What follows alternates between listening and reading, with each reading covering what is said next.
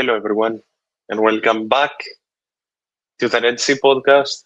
My name is Dennis, as always, and this is one of the last few shows where you all will have to put up with this makeshift setup.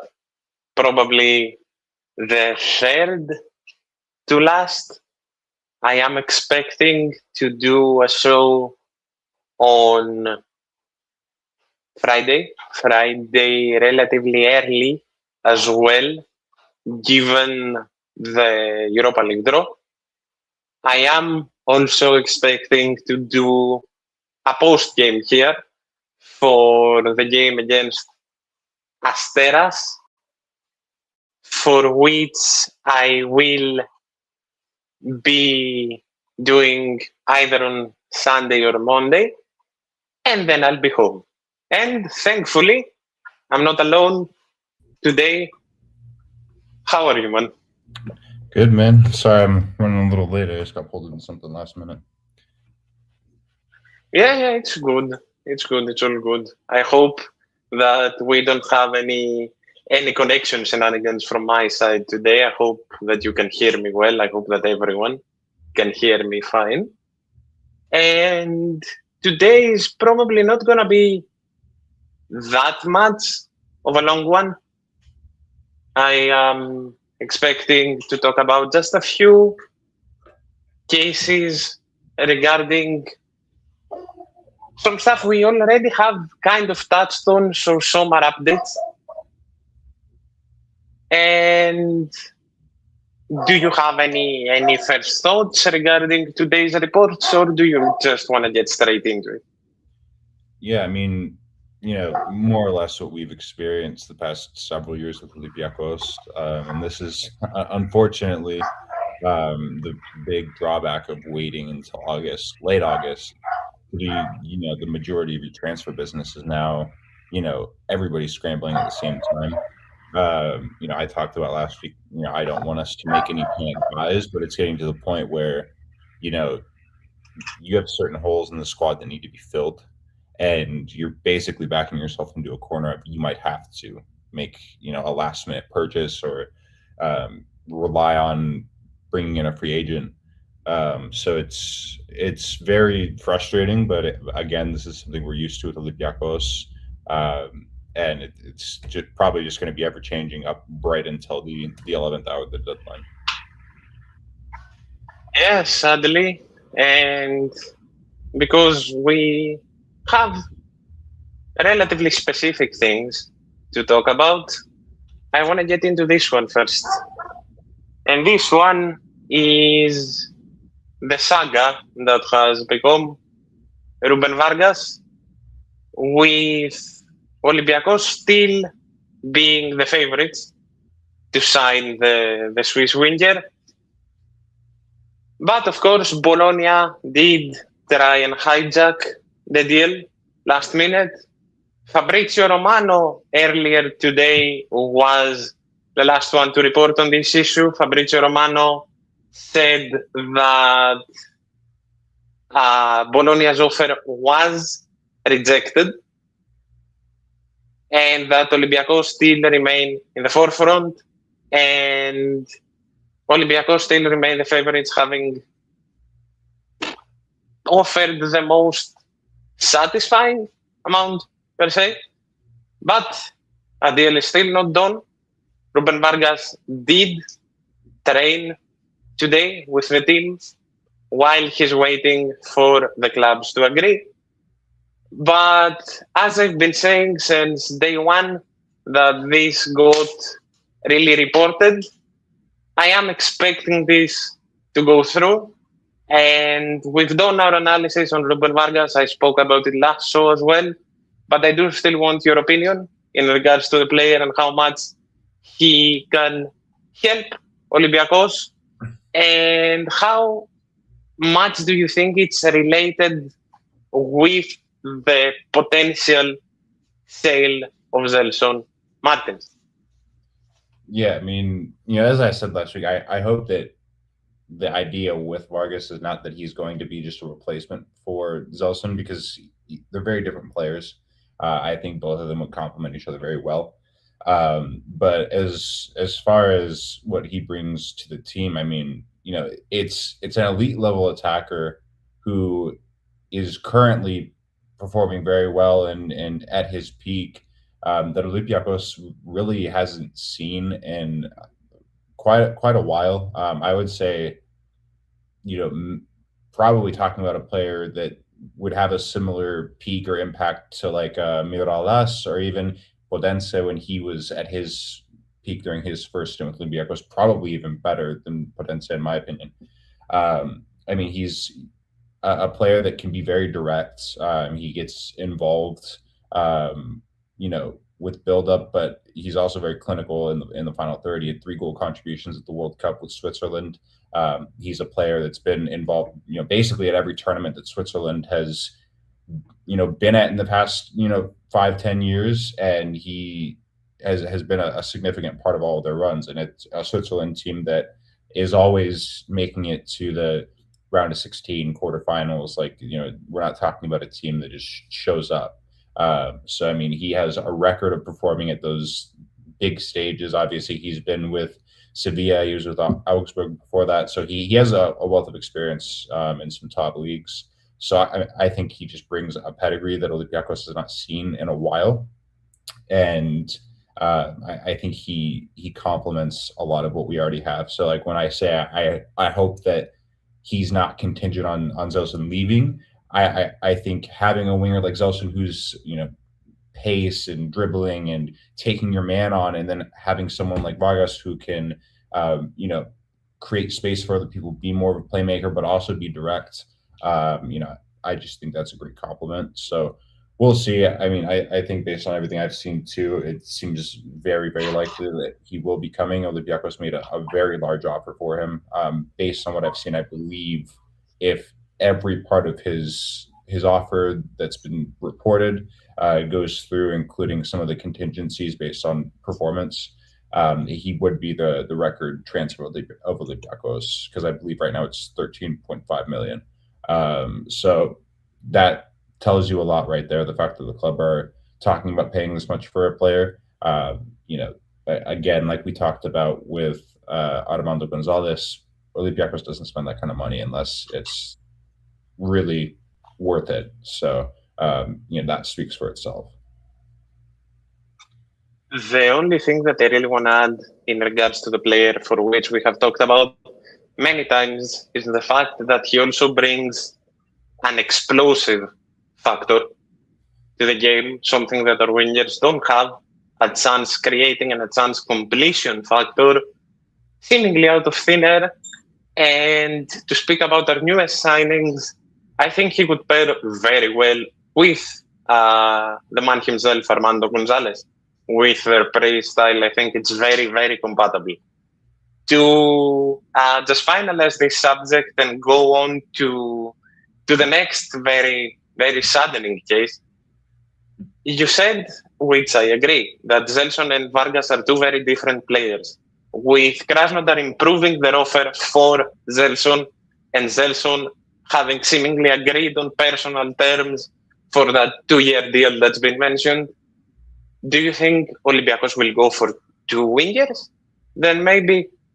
And also, to tackle a fact that I already have, but I do also want your opinion, are injuries a concerning factor when talking about the Vargas transfer? Yes and no. I mean, I think part of the consideration there needs to be just the difference in competition and the physicality that you're going against. La Liga, Bundesliga, these are obviously leagues that are going to be physically superior to the Greek Super League. And that means that, the demands on each of those players physically is much greater. So, I mean, I think similar to what we've seen with Zelson, that was the biggest thing people said when we brought him in, was that, he's just not going to play. And he has had his injury issues with Olympiacos, but it hasn't been prohibitive. He's still come in and been one of our more effective players in the past few seasons. And I think the biggest part of that is he was coming from France, right? France, even compared to Spain and Germany, is a lot less demanding, but it's still far more demanding than the Super League. So for me, that's not as much of a concern. I think, part of the benefit for a player like Vargas is that he's not necessarily taking a step down in terms of clubs, but he's definitely taking a step down in terms of the physical demands of, the league. So, that's not really a concern on my end, but I can see where people would bring that up. Before you answer the next question about the two wingers and stuff, I just want to give a very simple answer to this comment. No, absolutely not. If Ruben Vargas comes to Olympiacos, If Ruben Vargas comes to Olympiacos, he will be an Olympiacos player.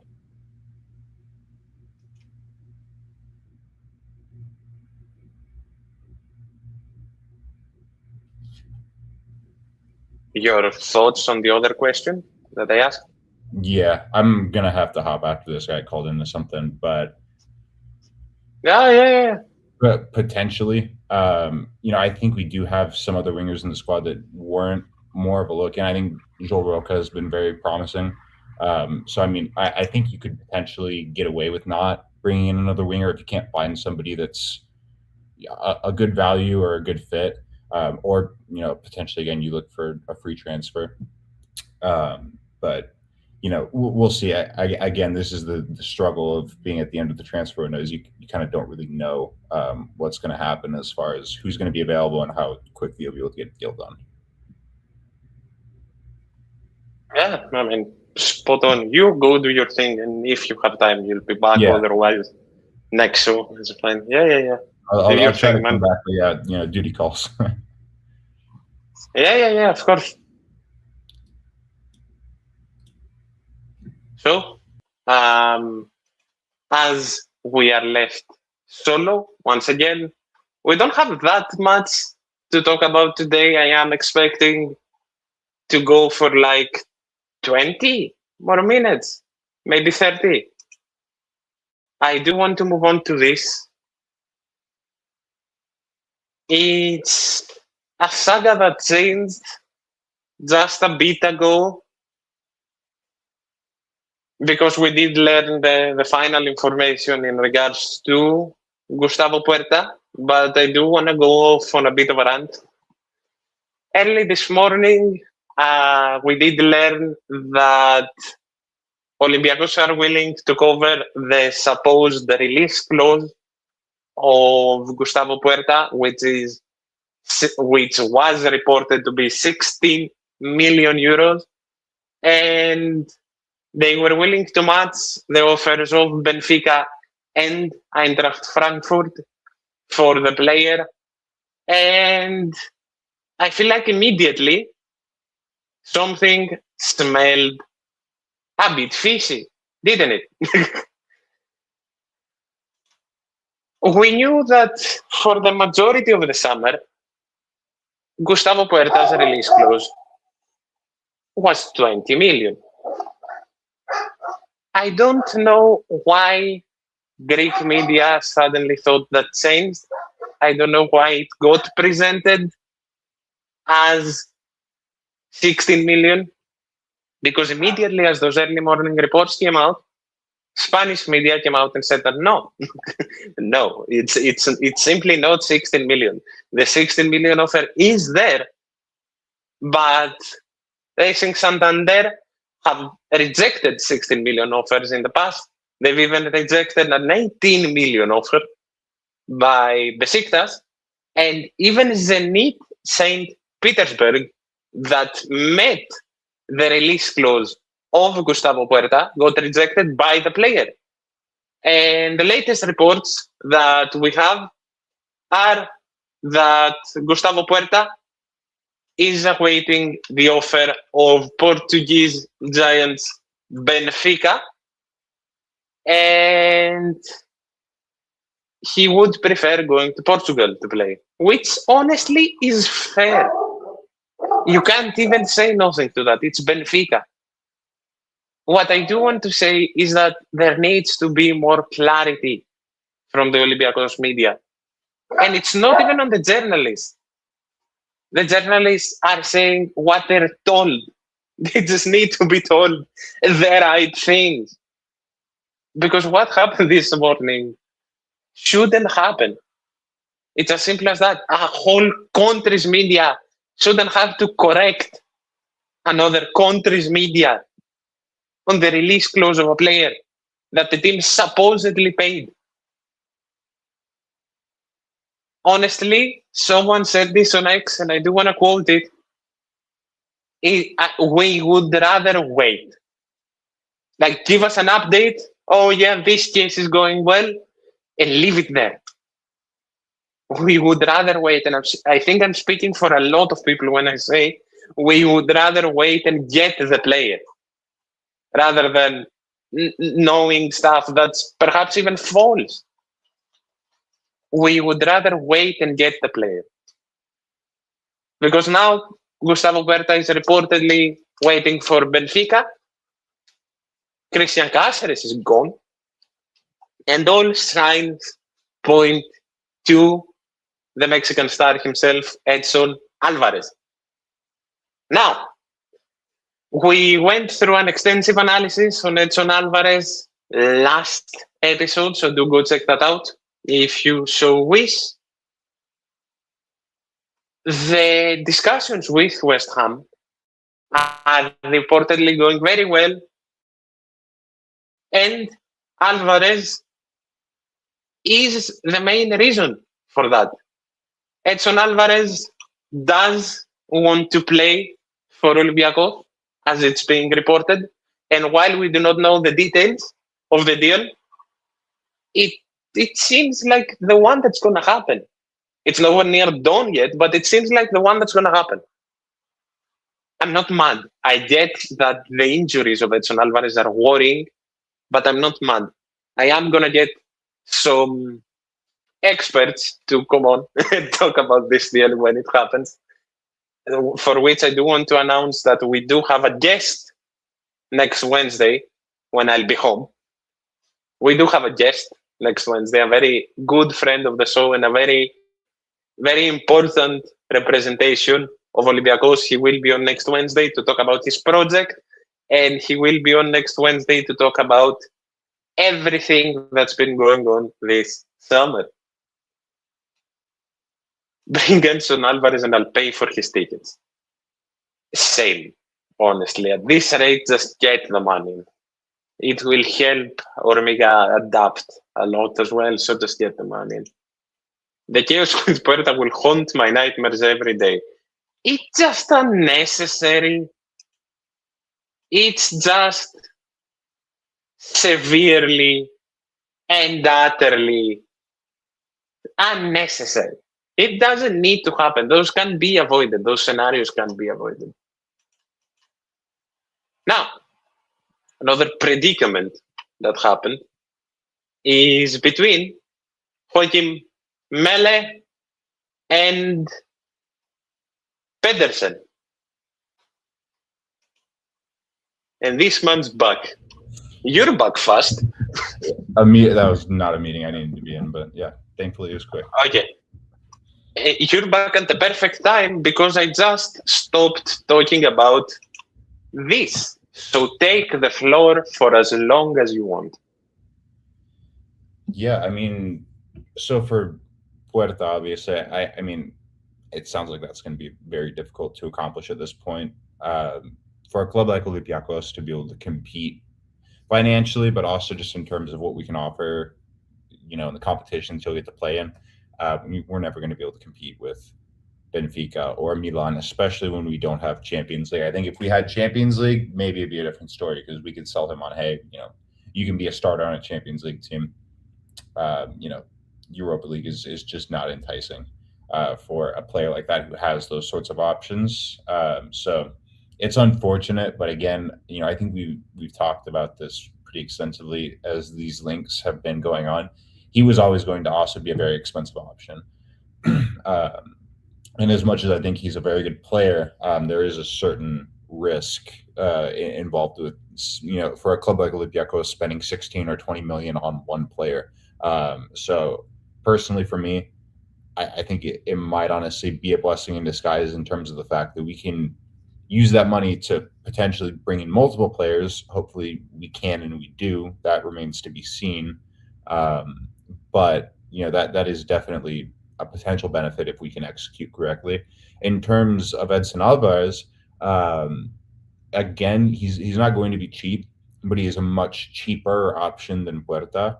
And I think, as we've talked about with some of these other rumors, again, he comes in with experience playing at a very high level. Just a parenthesis here to make sure we cover every basis. It may be, we don't know the details, but it may be a loan with an option to buy. It may not just be a straight up transfer. We'll see. Okay. Yeah, I hadn't seen that report, so it's a good asterisk to add. And I mean, in either case, right? Like whether it's a loan option to buy, whether it's a straight out sale, I think he is an option that is much lower risk, A, because of the cost, and B, just because he is a more established player at a high level. He's played with Ajax, he's played with West Ham, he's been a significant part of both of those teams. So that's something where you look at him, even if you do end up having to spend, I think it was rumored in the region of 7 to 8 million on him, or if it's just a loan option to buy, I see that as a decent value for the player that you're bringing in. And obviously you have an existing relationship with Armando Gonzalez, bringing in players that he's familiar with. I see that as a positive. And also, look, I mean, we've seen just the uptick in interest in Olympiacos from, a Mexican audience. So I think there are other factors there that are beneficial for the club as well, outside of just the football aspect. But, I think the main thing we think about is what is he going to bring to the pitch? He's a very physical player. He's never been a player who's known for being super technical or, anything like that, but he's very sound fundamentally. I see him as almost a compliment to Santiago Eze in terms of the fact that he's not going to do anything flashy, but he can control the middle of the pitch. And he's a definite upgrade on someone like Dani Garcia, for example, or even, Lorenzo Scipioni, who I think is a very good player. And I'm not saying I want to see him play less, but he is an upgrade there. Obviously, he's a more established player. He's been doing this for longer. Good. If Edson comes in, I would, since reportedly Santi is hopefully not going anywhere, I would consider sending Scipioni out on loan. I think that would be worth thinking about, as long as it's not in Greece. I don't want to see him going to a mid-table Greek club personally. I think that would be... If it's Greece, it has to be Offi. Other than that, that's no. fair. That's very fair. He can get European exposure. That's a good point to make. I think that would be the one option where I would be very okay with that.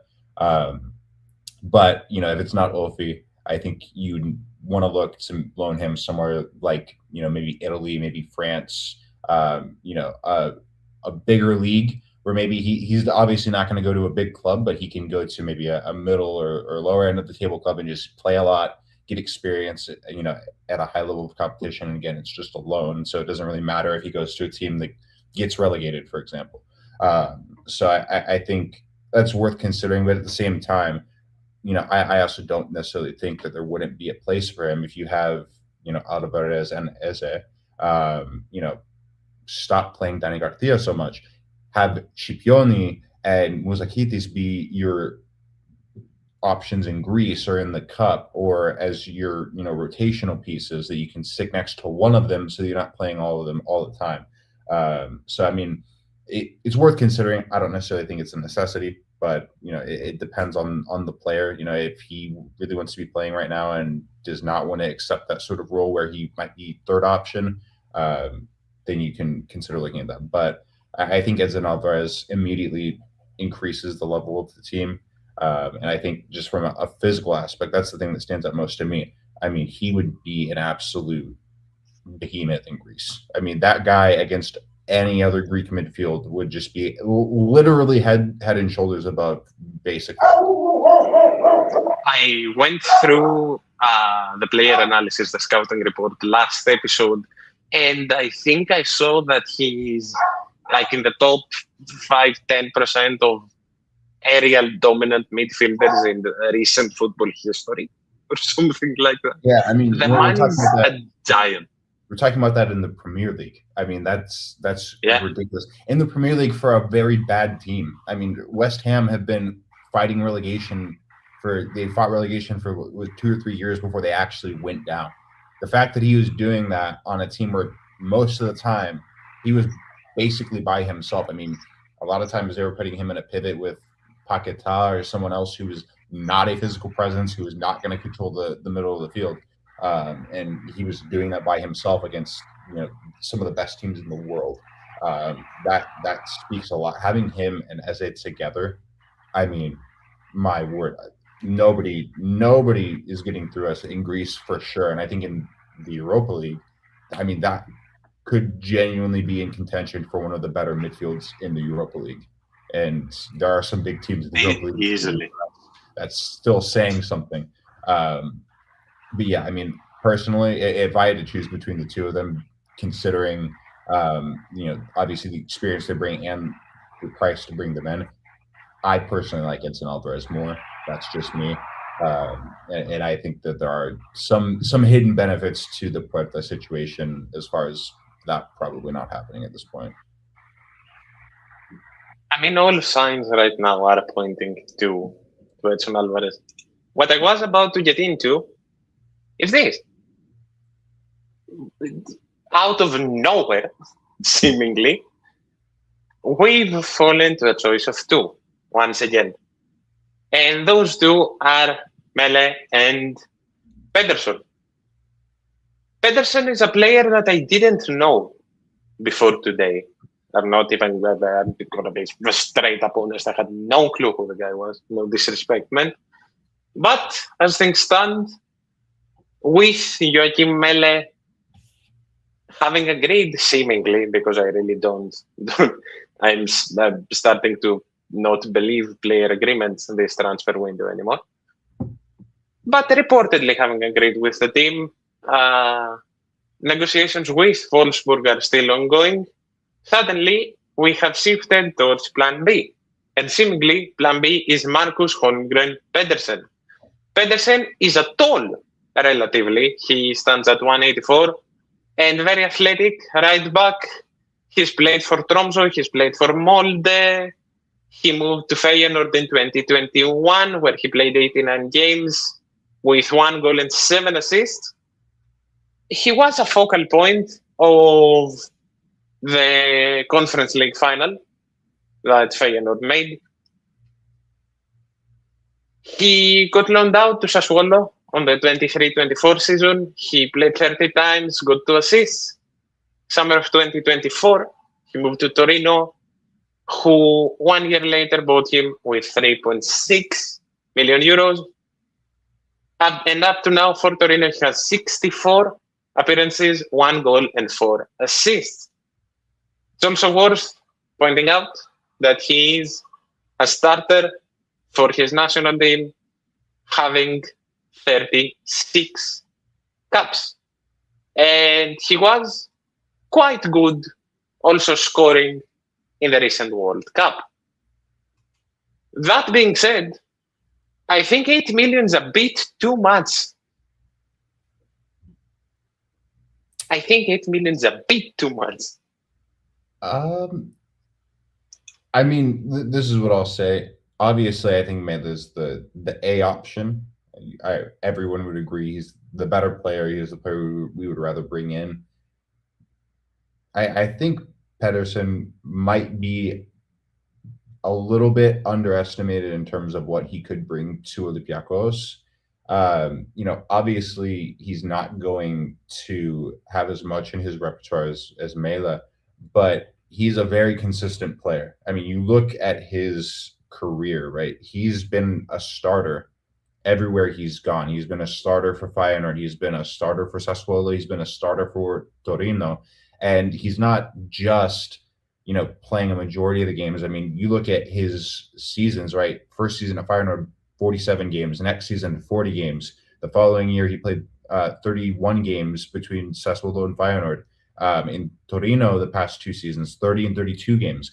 So this is a player who is going to be available all the time. I mean, playing 50 games a season, that says a lot in terms of his durability and in terms of the fact that clearly he's not a player that's going to be dislodged easily. That's the kind of steadiness that Olympiacos needs, especially at the fullback position, where we have not had a steady presence in a while. You're probably going back to another Norwegian when you think of the last time we had a very, very steady fullback in Omar Abdellaoui.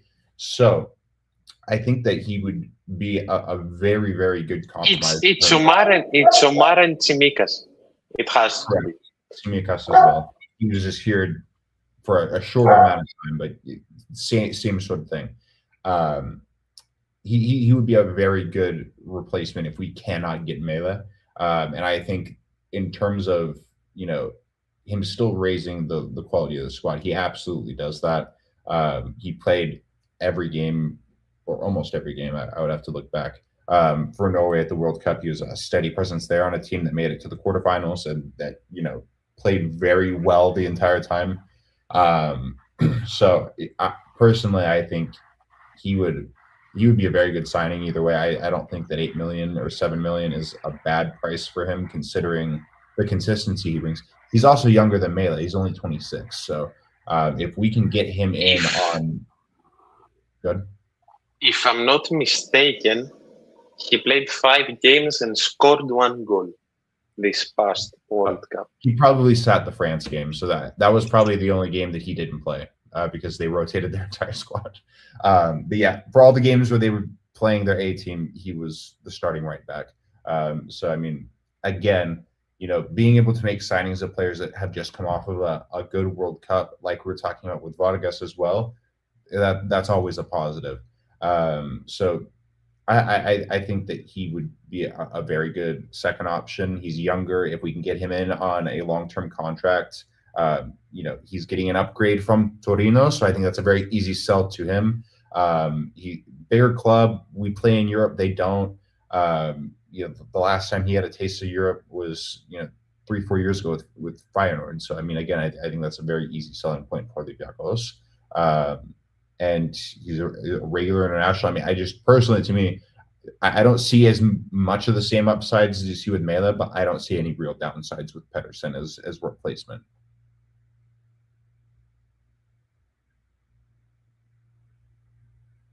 I trust you on this one. Okay, now I'm unmuted. My mic got completely stuck for a second there. I am definitely going to trust you on this one and do my research. I just think that Mæhle seemed like the ideal player to just slot into this team, especially since he covers both sides.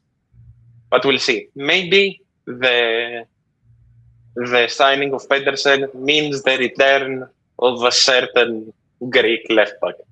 Hopefully it does. And this is dedicated towards you before we move on. I'm on the other side of the country, so I don't know how much magic I'd be able to work there. I don't even know if Olympiacos would be able to cover his wages if he did come. Try to get that guy away from Messi. Absolutely not.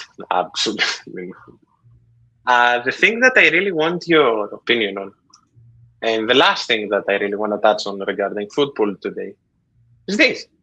Because the Greek Cup gave us a lot of stories. Of course, the schedule, before I give you the floor, I want to read it out real fast. Match day 1 of the Greek Cup, we play against AEL Novibet away at Larissa between the 1st and the 3rd. So, next week. Next, we play Volos at home between the 8th and the 10th.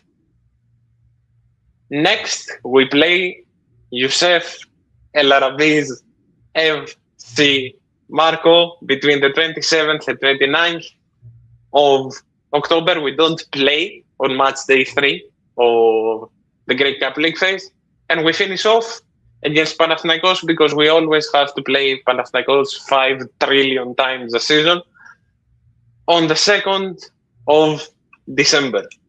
The two main stories, of course, are the one of the return of the killer, that is Youssef El Arabi. And Youssef El Arabi will not only play against us, but he will play against us wearing green and white, which makes me want to throw up.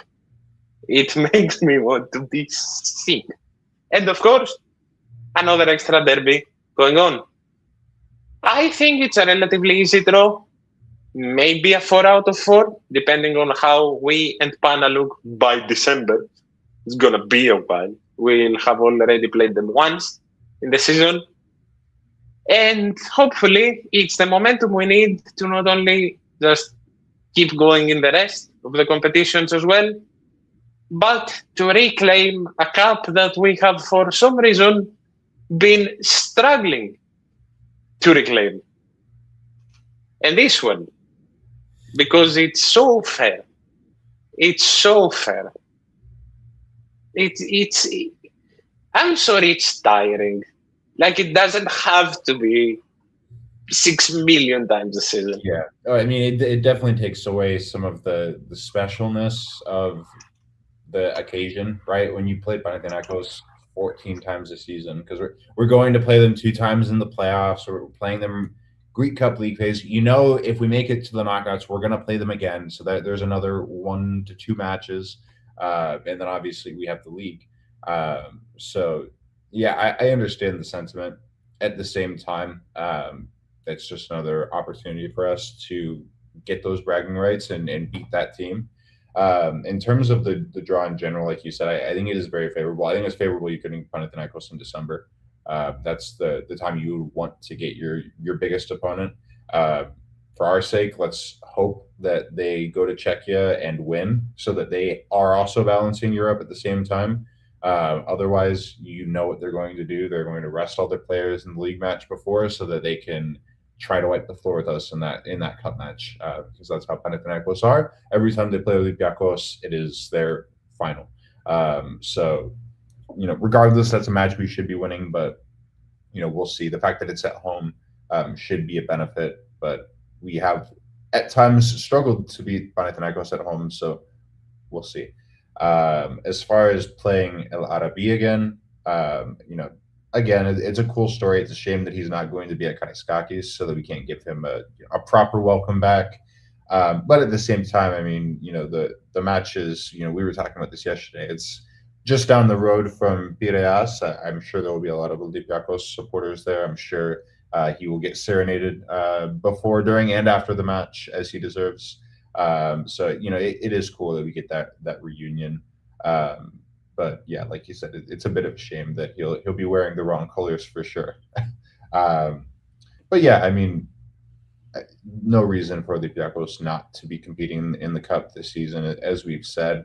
You know, based on the discussions that, you know, club management has had with Mæhle, dominating in Greece has to be the bare minimum this season. That includes the cup and the league.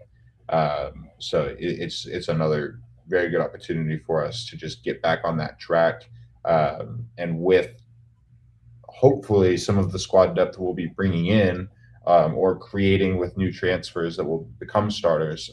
You know, it should be something where, at least for the first part of it, we should be able to hopefully walk it. Yeah, pretty much. Same. But back then, same. But yeah, you're spot on. The only thing that I forgot to mention before I talk about some basketball for like 2 seconds, I want to mention a schedule and we close up, is that Jota Silva, and I do want your opinion on this, of course, Jota Silva is now a permanent player of Olympiacos for the next 3+1 years. I know that the whole thing surrounding it is a bit of a farce, but the fact that we we are going to keep a player like that for the next perhaps 4 years. For me, especially about this year, especially in Europe, especially with the list as well, it can be season changing. And I don't think that's an overstatement. Yeah, I mean, I completely agree. From everything we've seen from him so far, he looks like a very good player for this standard. And he's a guy, as we've talked about with some other players and signings that we've talked about bringing in, he's very versatile. So having a guy that can play multiple positions, he can basically play across the front line. He could probably play in midfield if we needed him to play in midfield. He's just, yeah, I completely agree that it's a very good bit of business for us. Obviously, there's the conversation of what does that mean for Nottingham, because that probably means that somebody has forced him down in their pecking order. But I don't really care. I mean, he's a very solid player. I've liked everything I've seen from him so far, so I'm glad that he's here on a permanent basis. And having a long-term contract either means that we get to have this player who we can all agree is very positive for several years, or if he has a very good season, that could be someone who turns a profit for us next year. I mean, who knows? Maybe an MLS team will come in and pay us $30 million for him. We'll see. I was thinking more Portugal, but that's fair enough. And yeah, exactly. I think it will help more than people think. And maybe it's not a pecking order issue. Maybe it's just we should be expecting another loan from Nottingham, for which we'll see.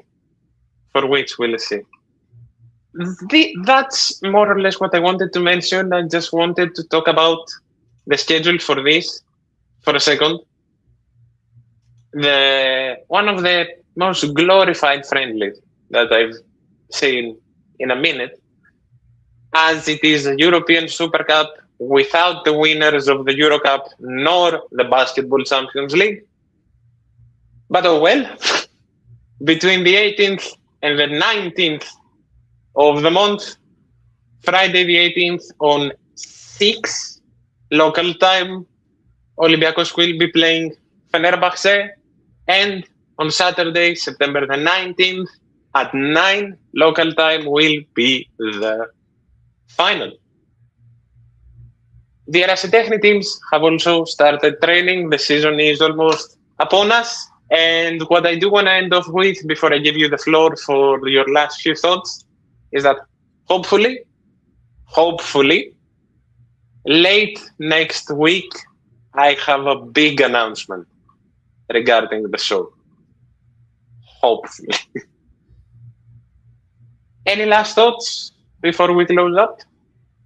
No, I mean, as we talked about, we'll see what happens with the transfers. I think the main thing I'm looking forward to, in the short term is obviously Armando Gonzalez is seemingly going to make his debut this weekend against Asteras.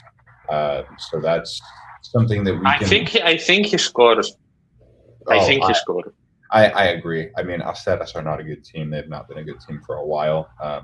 I believe they got completely run off the pitch in their first match. I forget who they were playing, but I saw the score. They offered nothing. You'll find it. But yeah, I mean, for Olympiacos fans, for any Armando Gonzalez fans, definitely tune in. I agree with Dionysius, where we're probably going to see something from him, whether it's a goal, an assist, whatever it is. I think he's going to come in and make an impact. Those are the reports that we've heard based on training. So yeah, that's kind of my thing for now, because we have no idea what will happen with transfers here in the next week. They lost 3-1 to Panetolikos. That says enough. Yeah, that's a horrible I was more thinking that I was more thinking that Armando will score because defenses like that fit his play style and his runs a lot. I wrote that on socials as well, so I am really expecting him to score. But yeah, after a very solid 45, as we spot on predicted somehow, we are about to close up for today. All the links you need, as always, are down below. like, subscribe, all that good stuff. We are very close. We're heading very close to 600. I didn't expect that to happen till Christmas, but we are heading very close to 600. We're like 27-ish away. Thank you, as always, to this man for joining us. And we'll see all of you relatively early on Friday, probably, to follow up on a very nerve-wracking Europa League draw. So as always, see you in the next one, and thank you.